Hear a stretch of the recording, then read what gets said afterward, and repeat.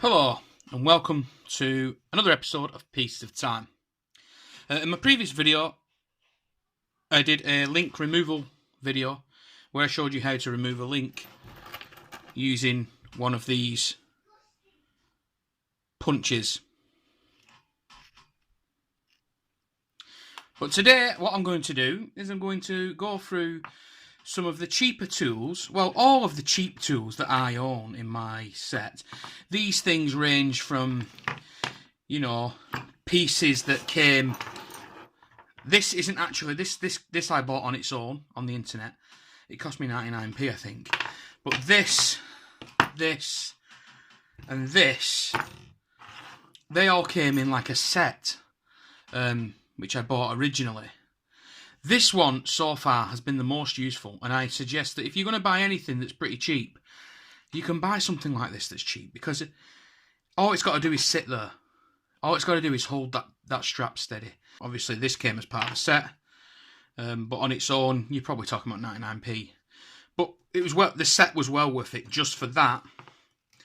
The little mallet and the little punches that are for pushing the little pins out.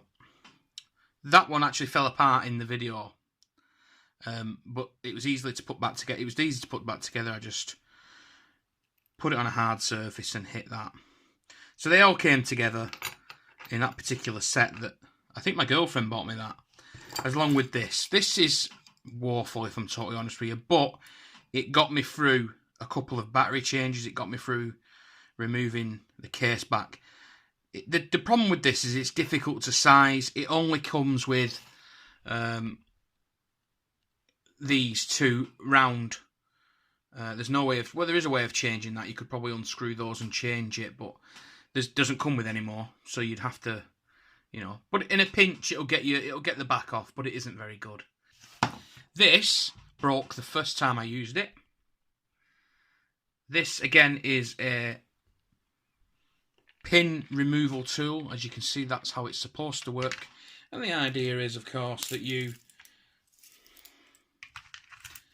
put your watch strap in there and you have another pin that goes through, and you push the pin into the hole,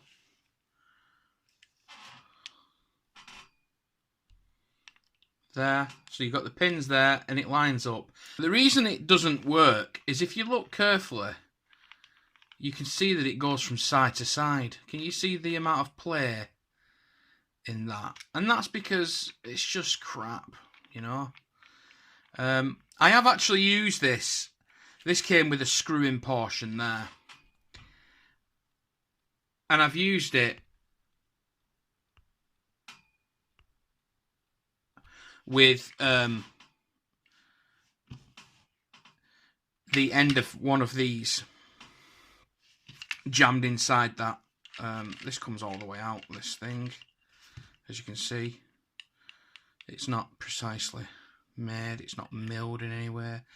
So I used the end of one of these in there just to push a pin out before I discovered the brilliance of this other thing here. But that is terrible. I've only kept it in case it comes in handy for something else. That's the only reason I keep it. But basically it lives in the bottom drawer, that. Okay, so as I didn't cover it in my previous video, what I'm going to do is I'm just going to quickly show you now how I do this. And it's just literally a kind of a walk along. So I push that pin out, never removing it from the actual bracelet clasp.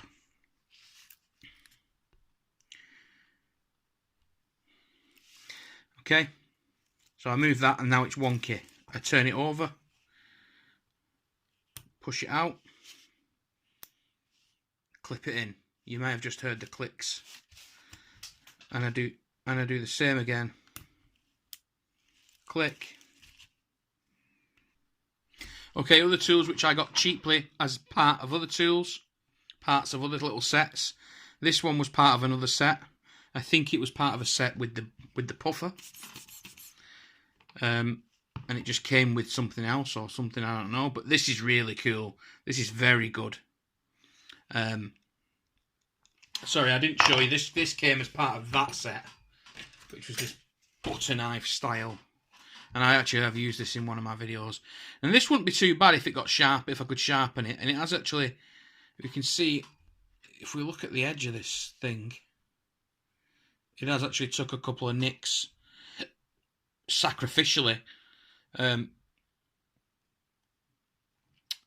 order to, it's quite soft metal. I think it's nickel-plated copper, nickel-plated brass. I'm not sure. But it is very soft and does tend to bend before the actual watch does. Does tend to scratch before the watch does. It gives it in. But it has scratched a couple of watches that.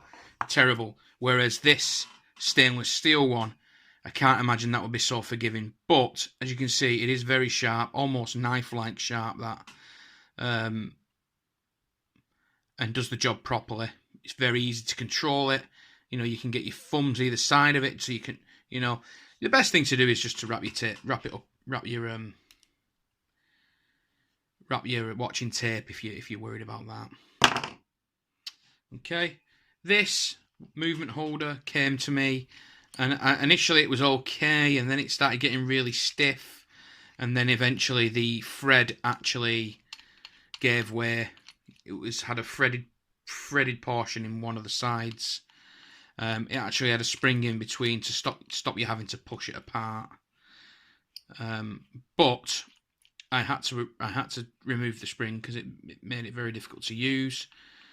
Because basically the thread is always under load. And what I actually did with this is if you can just make out in there, there's actually some threads in there. They went. So that no longer threads in there.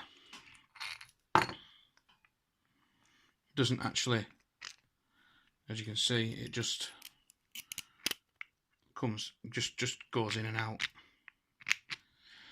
So what I did was I got a bolt from my own personal sort of collection of nuts and bolts, and used the same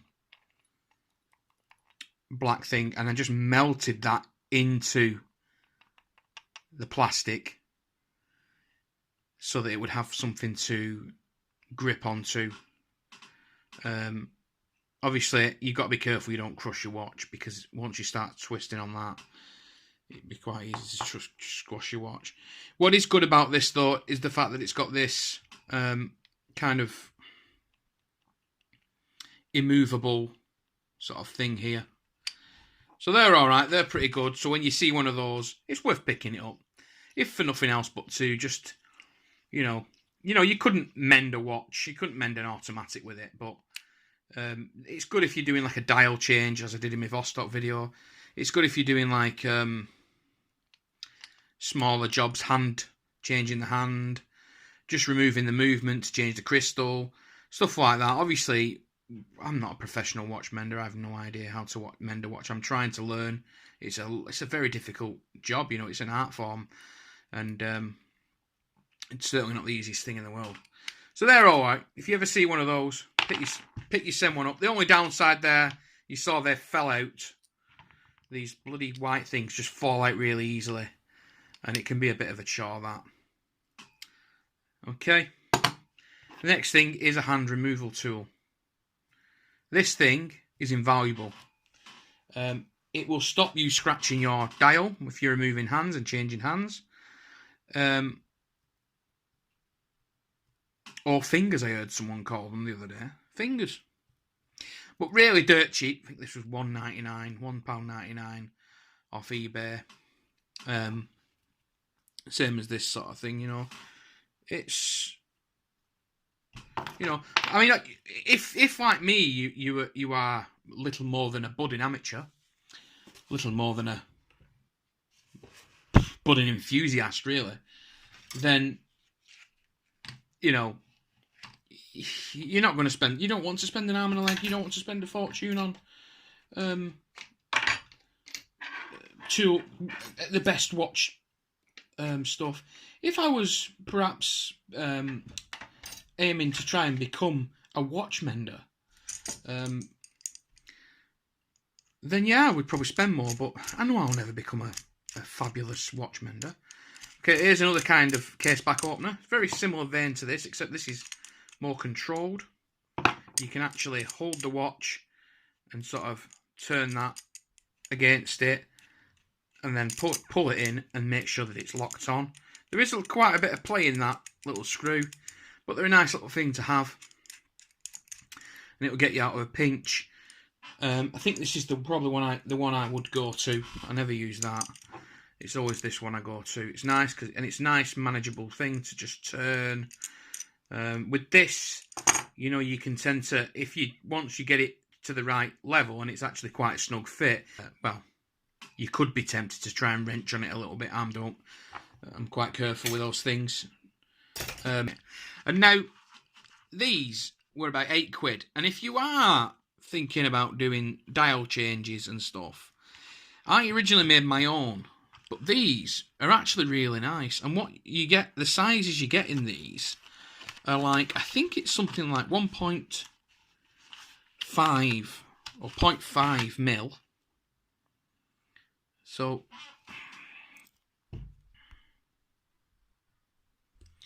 we've got a 0.5 mil there, which is very small. But you see, again, because I didn't pay a lot for these things, and you see they're not exactly machined brilliantly at the end. I think these are double-sided. I've only used these a little bit. Yeah, there is indeed another side, which actually looks a little bit better. I might switch that. No, I won't. I'll leave it like that. So yeah, anyway, they range from 0.5 to all the way up to 2 mil, I think. 2 mil, 1.8, 1.5, 1, 0.8, 0.6, 0.4 or something, I don't know. But they're nice. You just pick out the one that fits the screw, don't you? But they're nice, and £8 from Amazon. Very nice. I don't know if Anchor are a decent brand. They're just the cheapest ones. And this is what I'm saying. If you're sort of like me, where you know you can't really afford to be spending a fortune on tools for jobs that you will do every once in a while, and let's be honest, the majority of the reason I get these things is because it's just because I like to have them around, you know, and I change my own batteries occasionally. So yeah, don't be alarmed, don't be frightened to get yourself some cheap tools. Coming up next video, my next video will be the